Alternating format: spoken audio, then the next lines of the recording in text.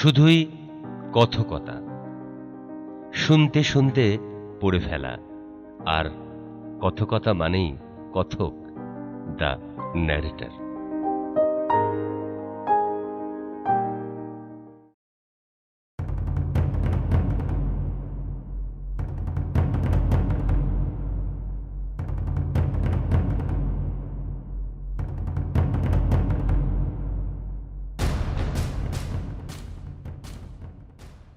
সামরিক বিপ্লবী কমিটি প্রবল তীব্রতায় বিজয় সংহত করে চলল।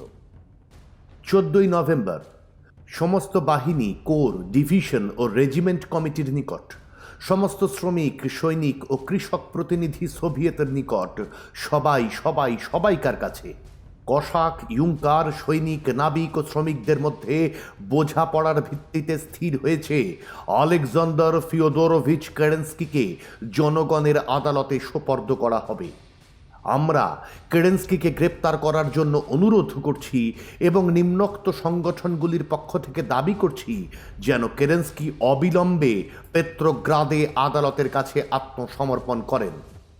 স্বাক্ষর উসুরি ঘোড়সওয়ার বাহিনীর প্রথম ডিভিশনের কসাকগণ, পেত্রোগ্রাদ এলাকার ইউঙ্কার পার্টিজান ডিপার্টমেন্টের কমিটি, পঞ্চম বাহিনীর প্রতিনিধি জনকমিশনার দিবেঙ্কো, ত্রাণ কমিটি, পৌরসভা, সোশ্যালিস্ট রেভলিউশনারি পার্টির কেন্দ্রীয় কমিটি, যারা সগর্বে কেরেন্সকিকে সভ্য বলে মানে, সবাই প্রবল প্রতিবাদ জানালো যে কেরেন্সকি কেবল সংবিধান সভার কাছেই দায়ী হতে পারেন। 16ই নভেম্বর সন্ধ্যায় দেখলাম জাগরদিন প্রসপেক্ট দিয়ে কুচকাওয়াজ করে চলেছে 2000 লালরক্ষী। সামনে সামরিক বাদ্যদল বাজাচ্ছে মার্সেলেজ এবং কি শোভন না তা শোনাচ্ছে। রক্তলাল ঝান্ডা উঠছে মজুরদের ধূম্রকৃষ্ণ শাড়ির উপর। লাল পেত্রোগ্রাদকে যারা রক্ষা করল, চলেছে তারা সেই ভাইদের স্বাগত জানাতে। তুহিন প্রদোষে কদম ফেলছে নরনারী, দুলছে তাদের লম্বা সঙ্গীন। কাদায় পেছল রাস্তা, সামান্য আলোয় ঝাপসা। দুপাশে নীরবে ভিড় করে আছে বুর্জোয়ারা, উন্নাসিক কিন্তু সন্ত্রস্ত।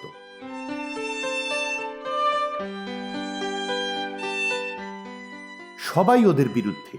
কারবারি, চোরাবাজারি, পুঁজিপতি, জমিদার, আর্মি অফিসার, রাজনীতিক, শিক্ষক, ছাত্র, বৃত্তিজীবী, দোকানদার, কেরানি, দালাল। অন্য সমস্ত সোশ্যালিস্ট পার্টি বলশেভিকদের ঘৃণা করছে এক অসীম আক্রোশে। সোভিয়েতের পক্ষে শুধু সাধারণ মজুর, নাবিক, কলুষিত হয়ে পড়েনি এমন সমস্ত সৈন্য, ভূমিহীন চাষি আর নগণ্য, অতি নগণ্য কিছু বুদ্ধিজীবী। মহারাশিয়ার সুদূরতম যেসব প্রান্তে তরঙ্গের মতো ফুঁসে উঠেছিল পথযুদ্ধ, কেরেন্সকির পরাজয়ের খবর সেখান থেকে প্রতিধ্বনিত হয়ে ফিরে এলো প্রলেতারীয় বিজয়ের গর্জন বহন করে। কাজান, সারাতভ, নভগরদ, ভিনিৎসা, রাস্তায় রক্ত বয়েছে যেখানে।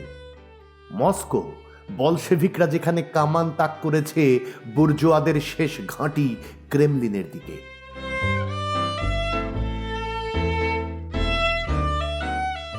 ক্রেমলিনে গোলা দাগছে। পেত্রোগ্রাদের রাস্তায় রাস্তায়, মুখে মুখে খবরটা ছড়াতে লাগলো কেমন একটা আতঙ্কের মতো। শ্বেত উজ্জ্বল খুদে মস্কো মায়ের কাছ থেকে আসা যাত্রীরা ভয়াবহ সব কাহিনী শোনালো। হাজার হাজার লোক মারা পড়েছে। তভেরস্কায়া আর কুজনেৎস্কি মস্ত আগুনে জ্বলছে। ভাসিলি ব্লাজেনি গির্জা পরিণত হয়েছে এক ধূমায়িত ভস্মস্তূপে।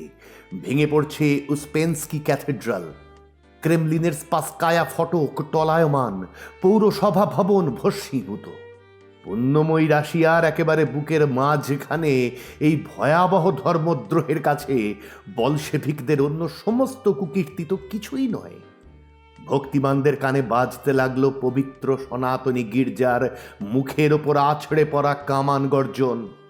ধূলিসাৎ হয়ে যাচ্ছে এমন একটা কিছু যা গোটা রুশ জাতির কাছে পবিত্রাধিক পবিত্র।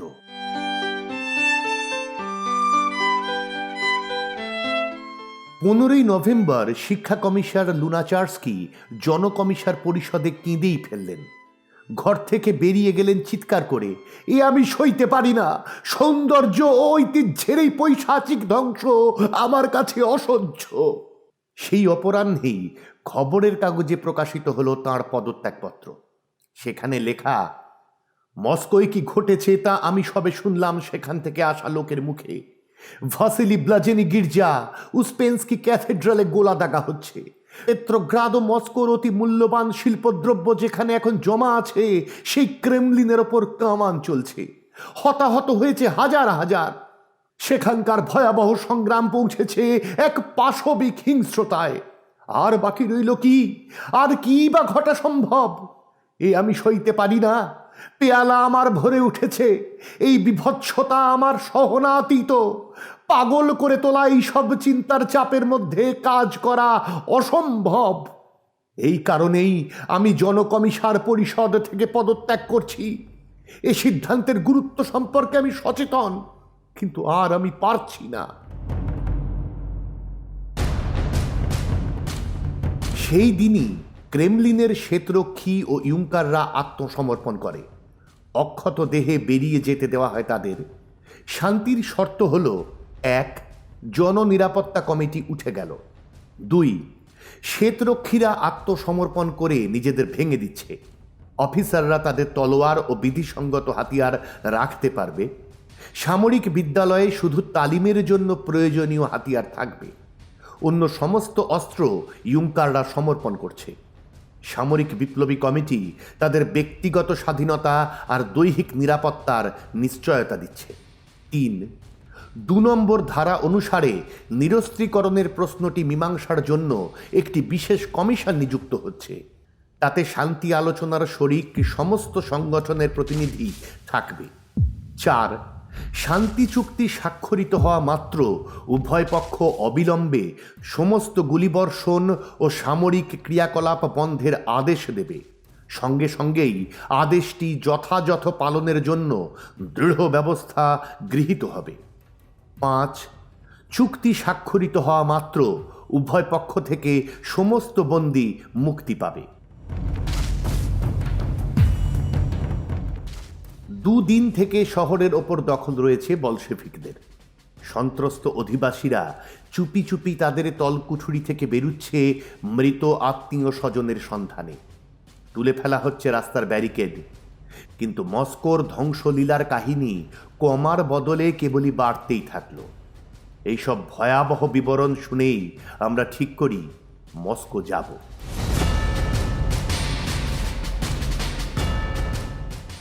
2 শতাব্দী ধরে সরকারের পাদপীঠ হওয়া সত্ত্বেও পেত্রোগ্রাদ তখনও একটা কৃত্রিম নগর। মস্কো হলো আসল রাশিয়া। রাশিয়ার অতীত, ভবিষ্যৎ এখানেই। মস্কোতেই আমরা হদিশ পাব বিপ্লব সম্পর্কে রুশ জনগণের আসল মনোভাবের। জীবন এখানে আরও প্রখর।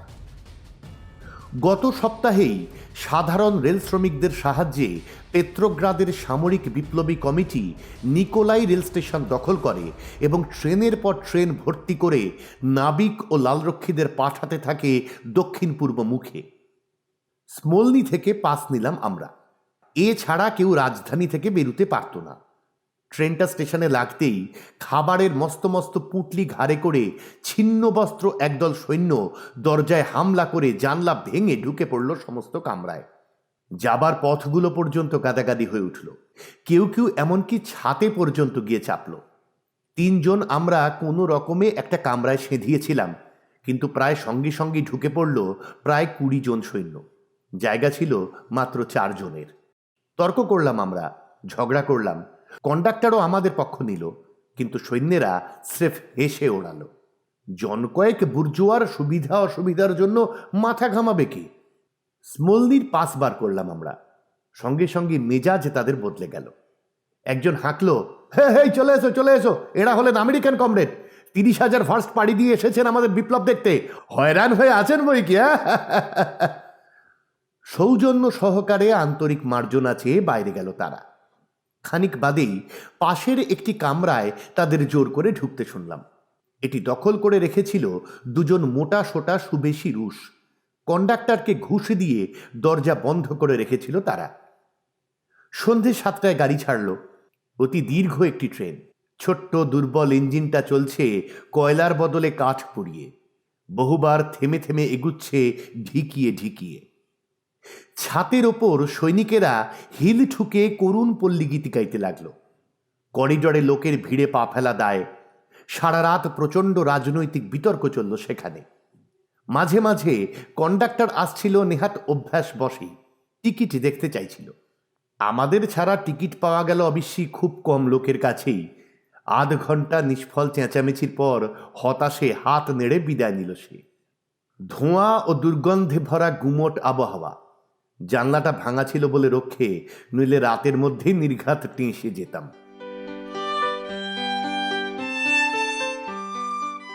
সকালে একবার উঁকি দিলাম বাইরে। তুষারে ছেয়ে গেছে সব, কনকনে ঠান্ডা। দুপুর নাগাদ এক চাষি মেয়ে উঠল ঝুড়ি ভর্তি রুটির টুকরো আর মস্ত এক কেটলি ঈষদুষ্ণ পানীয় নিয়ে, যেটা কফি হিসেবে চলল। এরপর থেকে সন্ধে অবধি উল্লেখযোগ্য আর কিছু ছিল না। থেমে থেমে হেঁচকে হেঁচকে গড়িয়ে চলল বোঝাই ট্রেনটা। মাঝে মাঝে স্টেশন পড়ছিল। ক্ষুধার্ত জনতা তার স্বল্প পসরা বুফের ওপর ঝাঁপিয়ে পড়ে নিঃশেষে তা শূন্য করে দিচ্ছিল। এমনকি একটা স্টেশনে দেখলাম নগিন আর রিকফকে, পদত্যাগী দুজন কমিশনার, মস্কো ফিরছেন নিজ সোভিয়েতের কাছে অভিযোগ পেশ করতে।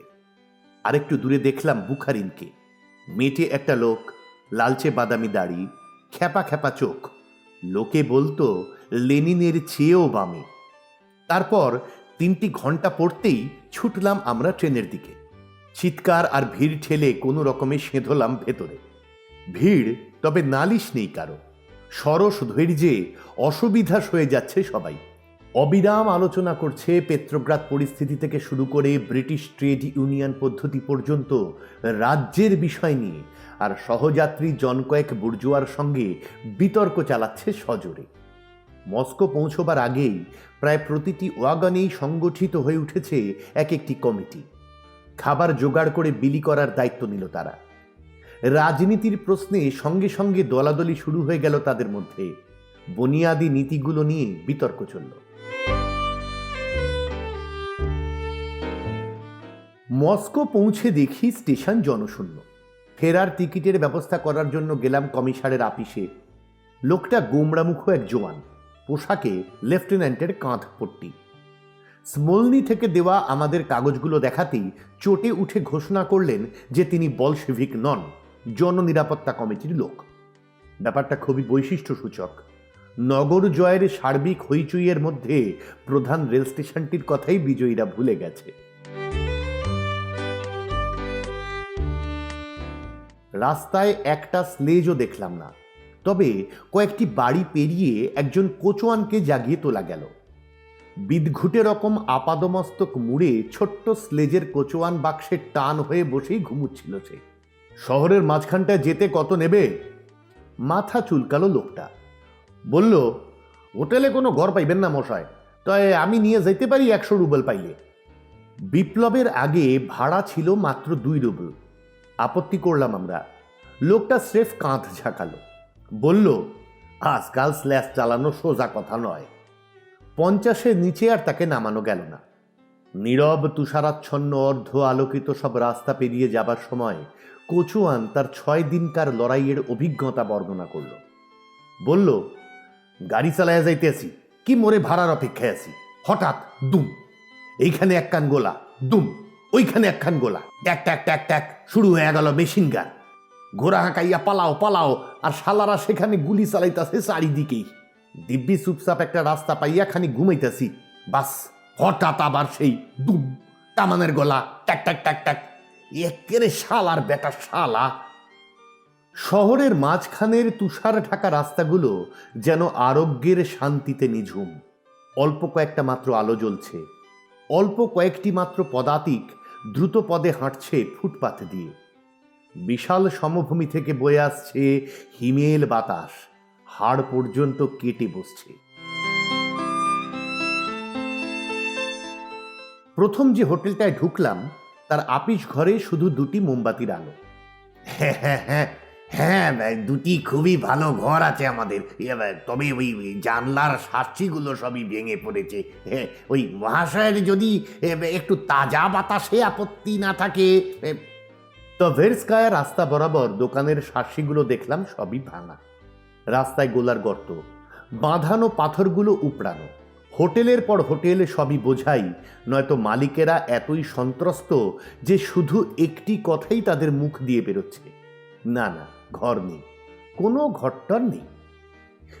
মূল রাস্তায় যেখানে বড় বড় ব্যাংক আর ব্যবসায়ী প্রতিষ্ঠানগুলো ছিল, সেখানে বলশেভিক কামানের ফল ফলেছে নির্বিচারে।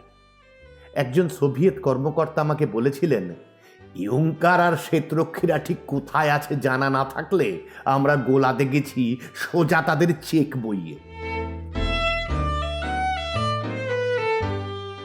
শেষ পর্যন্ত ঠাঁই মিলল ন্যাশনাল হোটেলে, কেননা আমরা হলাম বিদেশি আর সামরিক বিপ্লবী কমিটি বিদেশিদের বাসাগুলি রক্ষায় প্রতিশ্রুতি দিয়েছে। ওপর তলায় ম্যানেজার দেখালেন গোলার টুকরোয় কয়েকটা জানলা চূর্ণ হয়েছে। জানোয়ার সব! কল্পিত বলশেভিকদের উদ্দেশ্যে ঘুষি নেড়ে তিনি বললেন, তবে দাঁড়াও না, ওদেরও পালা আসবে, আর দিন কয়েক পরেই এদের এই বিদঘুটে সরকার পতন তুলবে, তখন দেখাবো। খাবার খেলাম এক নিরামিষ রেস্তোরাঁতে, খুবই হাতছানি দেওয়া তার নাম, আমি কাউকে খাই না। দেয়ালে টলস্টয়ের ছবি। খাওয়া শেষ করে বেরুনো গেল রাস্তায়। মস্কো সোভিয়েতের সদর দপ্তর বসেছে ভূতপূর্ব লাটপ্রাসাদে। স্কবেলেভ স্কোয়ারের সামনে জমকালো বাড়ি, দরজায় পাহারা দিচ্ছে লালরক্ষী। ভেতরে চওড়া সদর সিঁড়ির দুপাশের দেয়ালে কমিটির মিটিংয়ের বিজ্ঞপ্তি আর রাজনৈতিক পার্টির ঘোষণা সাঁটা। এক সারি উঁচু উঁচু অভ্যর্থনা কক্ষের ভেতর দিয়ে এগুলাম আমরা। সোনা বাঁধানো ফ্রেমে সেখানে রক্তাম্বর মূর্তিদের ছবি ঝুলছে। পৌঁছলাম জমকালো এক মজলিস কক্ষে। সোনালি কার্নিশ আর স্ফটিকের অপরূপ সব ঝাড় লণ্ঠনে সুশোভিত। অনেক লোকের চাপা গুঞ্জন আর গোটাকুড়ি সেলাইকলের ঝিকঝিক শব্দে জায়গাটা ভরা। কাঠের কারুকাজ করা মেঝের ওপর দিয়ে সাপের মতো এঁকে বেঁকে আছে লাল কালো সুতি কাপড়ের খোলা বান্ডিল।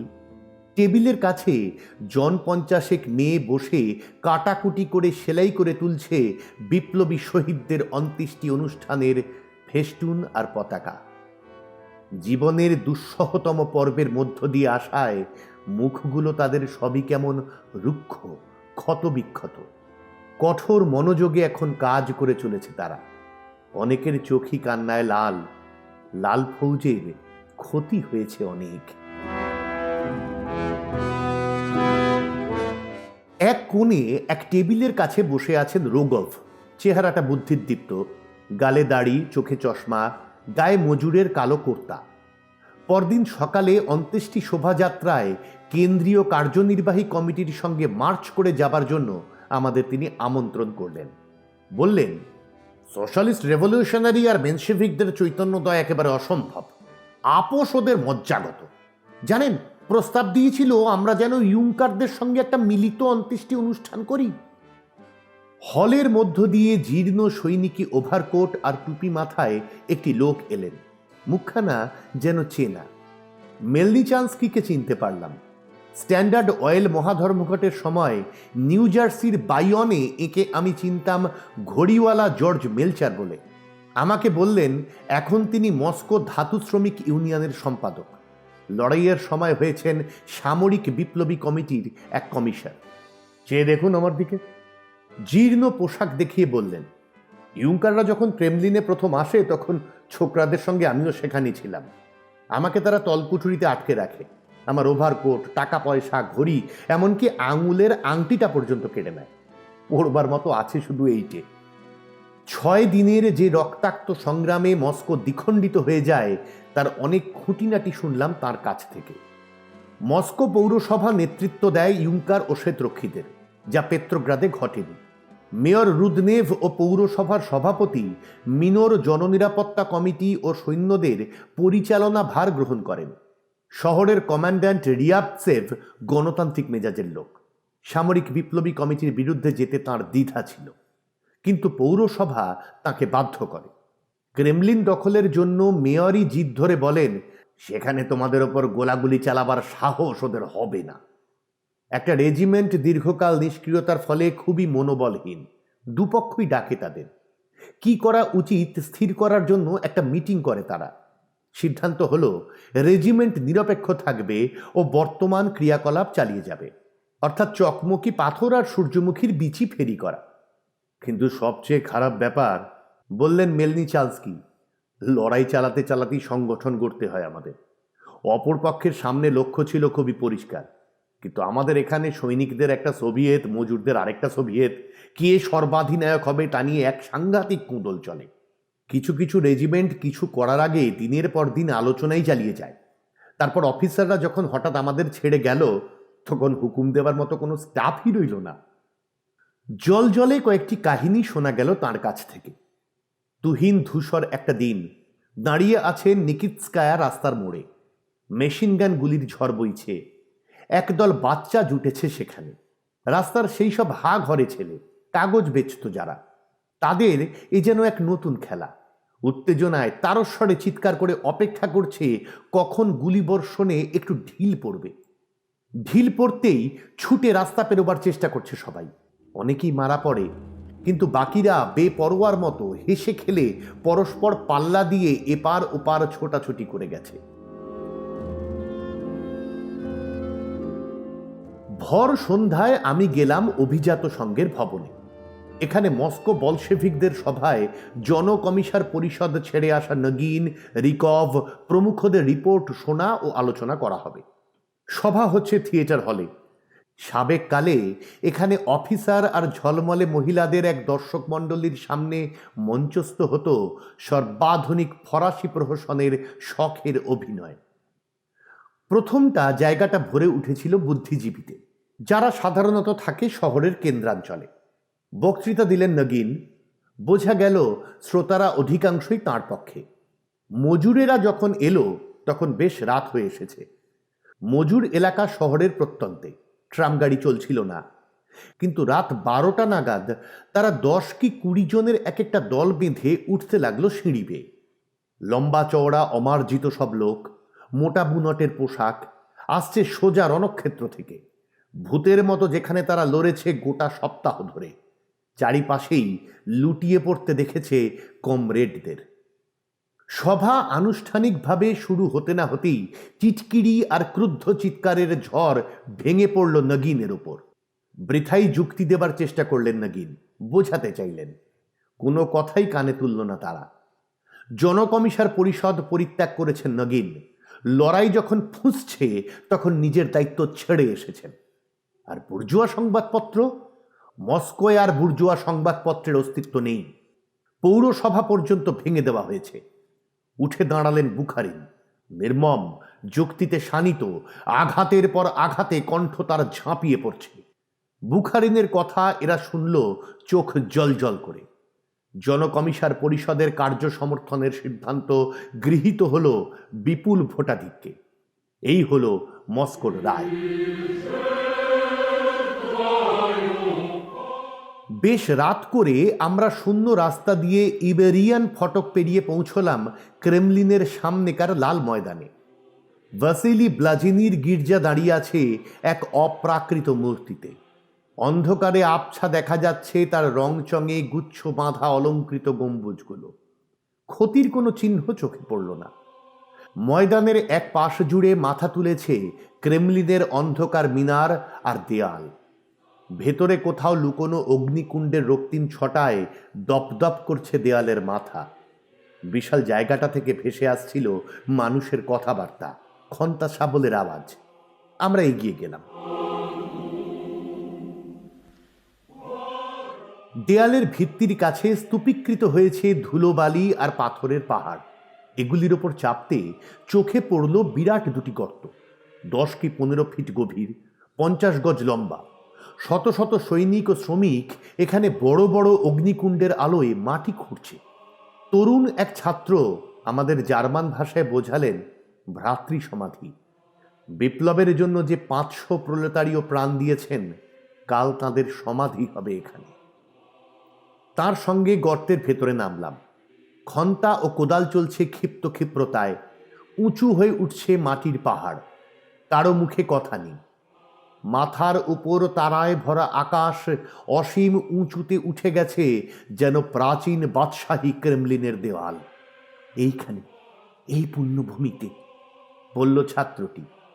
সারা রাশিয়ার মধ্যে সবচেয়ে পুণ্যময় এই জায়গাটিতে আমরা সমাধি দেব আমাদের পুণ্যপূতদের। এইখানে আছে জারদের সমাধি। আমাদের যারা জার, সেই জনগণ নিদ্রা যাবে এখানেই। হাতে তার ব্যান্ডেজ বাঁধা, লড়াইয়ে একটি বুলেট খেয়েছেন। আমাদের দিকে তাকালেন একবার, বললেন, মধ্যযুগীয় একটা রাজতন্ত্র আমরা এতদিন ধরে সহ্য করেছি বলে আপনারা বিদেশিরা তাচ্ছিল্য করেন, কিন্তু আমরা জানতাম যে জারি একমাত্র অত্যাচারী নয়, পুঁজিবাদ আরও খারাপ। আর বিশ্বের সমস্ত দেশেই সম্রাট হয়ে বসেছে পুঁজিবাদ। রুশ বিপ্লবী কৌশলই সেরা কৌশল। আমরা যখন চলে আসি তখন গর্তের মজুরেরা অবসন্ন। ঠান্ডা সত্ত্বেও ঘর্মাক্ত শরীরে ধীরে ধীরে উঠতে লাগলো। ময়দান দিয়ে দ্রুত পায়ে এগিয়ে আসছিল অনেক লোক। গর্তগুলোয় নেমে পড়ে তারা খন্তা কোদাল নিয়ে নীরবে খুঁড়তে শুরু করলো। এইভাবেই সুদীর্ঘ রাত ভোর জনসাধারণের স্বেচ্ছাসেবকেরা পালা করে কাজ চালিয়ে গেছে উদ্দাম গতিতে। আর সকালে যখন তুষারে ঢাকা বিশাল ময়দানটা তুহিন প্রভাতী আলোয় জেগে উঠল, তখন ভ্রাতৃ সমাধির হাঁ করা বাদামি গহ্বরগুলো পুরোপুরি তৈরি হয়ে গেছে। সূর্য ওঠার আগেই আমরা বিছানা ছেড়ে তাড়াতাড়ি অন্ধকার রাস্তা উজিয়ে এসে পৌঁছলাম স্কবেলেভ স্কোয়ারে। প্রকাণ্ড শহরটার কোথাও মানুষ দেখা যাচ্ছে না, কিন্তু দূর থেকে, কাছ থেকে কানে আসছে একটা অস্পষ্ট আলোড়নের ধ্বনি, যেন গভীর একটা বাতাস উঠেছে কোথাও। সোভিয়েত সদর দপ্তরের সামনে বিবর্ণ অর্ধালোকে জুটেছে নরনারীর ছোট্ট একটা ভিড়। সোনালি হরফের লেখায় ভরা রাশি রাশি পতাকা, মস্কো সোভিয়েতের কেন্দ্রীয় কার্যনির্বাহী কমিটির। আলো ফুটে উঠল ক্রমশ। বহু দূরের সেই অস্পষ্ট গুঞ্জনটা গভীর হয়ে, প্রবল হয়ে পরিণত হলো অবিরাম জলদ মন্দ্রে। উঠে দাঁড়াচ্ছে নগর। তভেরস্কায়া দিয়ে এগুলাম আমরা। মাথার ওপর পতপত করছে পতাকা। পথের এখানে ওখানে ছোট ছোট গির্জাগুলো তালাবন্ধ, অন্ধকার। মাতা মেরির ইবেরিয়ান গির্জাও নিঝুম। প্রতিটি নতুন জারকে ক্রেমলিনে অভিষেক অনুষ্ঠানের আগে প্রার্থনা করে যেতে হয়েছে এখানে। দিন রাত্রি কখনো গির্জাটি কদাচও বন্ধ থাকেনি। লোকের ভিড়ে সর্বদাই তা গমগম করেছে। ভক্তের দেওয়া মোমবাতির ছটায় জলজল করেছে দেবপটের সোনারূপ হিরে জহরত। শুনলাম নেপোলিয়নের মস্কো অধিকারের পর আজ এই প্রথম সেখানে দ্বীপ নেভা। মস্কো, সে যে ভক্তিহীন কেউটের বাসা, যারা গোলা দেগেছে ক্রেমলিনে। তাই রাশিয়ার পুণ্যময় সনাতন চার্চ তার আশীর্বাদী জ্যোতি প্রত্যাহার করেছে মস্কো থেকে। অন্ধকার, নীরব, তুহিন হয়ে আছে গির্জাগুলো। অদৃশ্য হয়েছে পুরোহিত। লাল সমাধিতে পৌরোহিত্যের জন্য নেই কোনো পাদ্রী, মৃতের জন্য নেই কোনো তর্পণ, দেবদ্রোহীদের সমাধির ওপর উচ্চারিত হবে না কোনো প্রার্থনা। মস্কোর যাজক প্রধান তিখন কিছুক্ষণ পরেই সোভিয়েতগুলিকে গির্জা থেকে পতিত ঘোষণা করেছিলেন। দোকানপাটও বন্ধ। ধনীরা ঘর থেকে বেরোয়নি, অবশ্যই অন্য কারণে। এ যে গণদিবস, যার আগমনের গুজব রটেছিল সমুদ্র তরঙ্গের বজ্রধ্বনির মতো। ইবেরিয়ান ফটক দিয়ে জনস্রোত বইছে। বিশাল লাল ময়দান, হাজার হাজার লোকে চঞ্চল। ইবেরিয়ান গির্জার সামনে দিয়ে যাবার সময় লোকে আগে ক্রস করত। লক্ষ্য করলাম আজ যেন জনতার সেটা খেয়ালই নেই। ক্রেমলিন দেয়ালের সামনেকার ঘন জনপুঞ্জের ভেতর দিয়ে ঠেলে এগিয়ে এসে আমরা দাঁড়ালাম মাটির ঝিপির ওপর।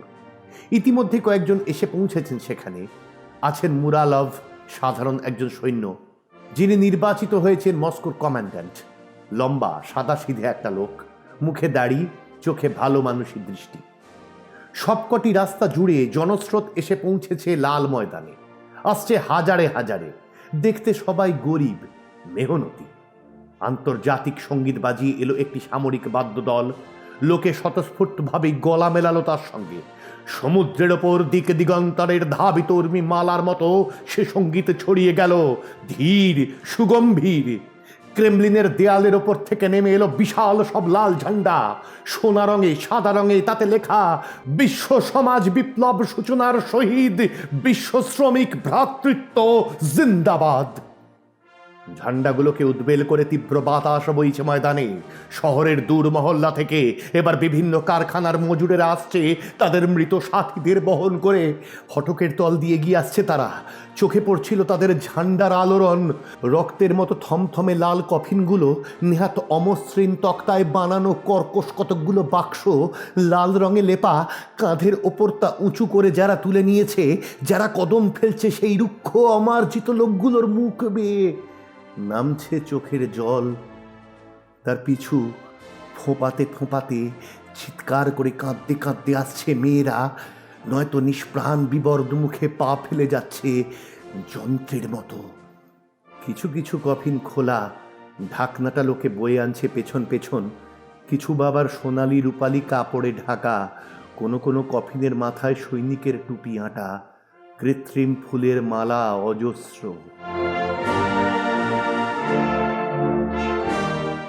ধীরে ধীরে মিছিল এগিয়ে এলো আমাদের দিকে। আঁকা বাঁকা একটা গলি রচনা করে জনতা তাদের জন্য পথ ছেড়ে দিয়েই আবার নিরেট হয়ে উঠছিল। এবার ফটক দিয়ে আসছে লাল পতাকার এক অফুরন্ত স্রোত। লালের যাবতীয় বর্ণাভাস সহ রূপলি আর সোনালি রঙে লেখা হরফ, শোক সূচক কালো ক্রেপ ঝুলছে আগা থেকে। কিছু নৈরাজ্যবাদী কালো পতাকাও আছে সাদা রঙে লেখা হরফ তাতে।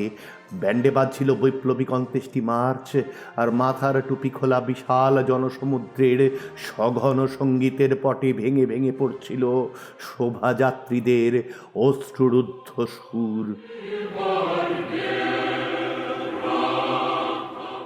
মজুরদের মাঝে মাঝে সৈনিকেরাও আসছিল তাদের কফিন নিয়ে। আসছিল ঘোড়সওয়ার স্কোয়াড্রন স্যালুটের কুচকাওয়াজ করে। ছিল গোলন্দাজ ব্যাটারি, কামান তাদের লাল আর কালো কাপড়ে মোড়া। বুঝিবা চিরকালের মতোই ঝান্ডায় লেখা তৃতীয় আন্তর্জাতিক জিন্দাবাদ, চাই ন্যায্য গণতান্ত্রিক সর্বাত্মক শান্তি। ধীরে ধীরে কফিন নিয়ে শোভাযাত্রীরা এসে পৌঁছলো সমাধির কাছে। বোঝা নিয়ে ঢিবির ওপর উঠে নেমে এলো গর্তে। অনেকেই তাদের নারী, শক্ত সমর্থ, গাঁট্টা গোট্টা প্রলেতারীয় নারী। মৃতের পেছন পেছন এলো আরও নারী, ভেঙে পড়া তরুণী যুবতী, নয়তো বলিরেখাচ্ছন্ন বৃদ্ধা। আহত পশুর মতো আর্তনাদ করছে, পতিপুত্রের অনুগমন করছে ভ্রাতৃ সমাধিতে। প্রবোধ দিয়ে কোনো হাত তাদের সংযত করতে গেলেই ডুকরে উঠছে তারস্বরে। পরস্পর কি ভালোই না বাসে গরিবরা। সারা দিন চলল অন্তিম মিছিল। এলো তারা ইবেরিয়ান ফটক দিয়ে, চলে গেল নিকোলস্কায়া পেরিয়ে।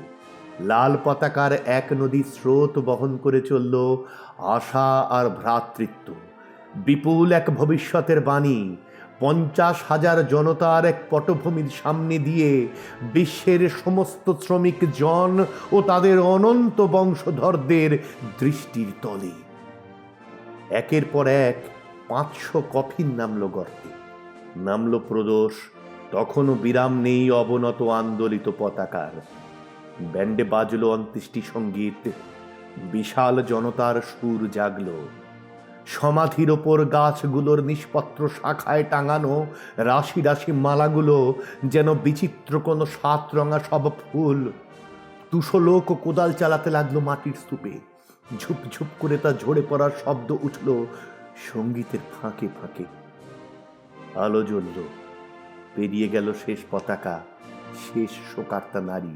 ফিরে চেয়ে গেল এক বুক ভাঙা তীব্রতায়।